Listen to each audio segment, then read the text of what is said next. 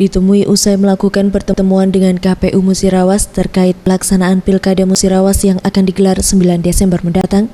Ketua Panwaslu Musirawas, Khairul Anwar, menegaskan kepada warga yang berstatus PNS dilarang keras mengikuti dan berpartisipasi dalam pelaksanaan kampanye kepada salah satu pasangan calon kepala daerah. Khairul beralasan dilarangnya seorang pegawai negeri sipil sesuai dengan peraturan PKPU maupun Menteri Aparatur Negara yang memerintahkan PNS harus netral dalam Pilkada serentak tahun 2015. Selain itu, larangan ini pun berdasarkan surat edaran dari Gubernur Sumatera Selatan Alex Nurdin maupun Bupati Musirawas yang menghimbau PNS dilarang ikut kampanye. Indikasi PNS ikut berpartisipasi dalam kampanye tentunya itu dilarang.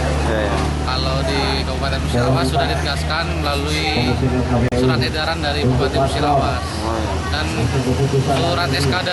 surat edaran dari Gubernur Sumatera Selatan juga menegaskan seperti itu, bahwasanya ASN semuanya itu harus bersikap netral, tidak boleh terlibat dalam kampanye.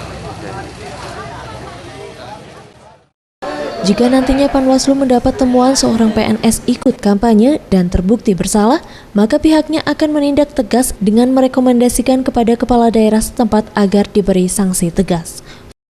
Ferry Setiawan, Sriwijaya TV.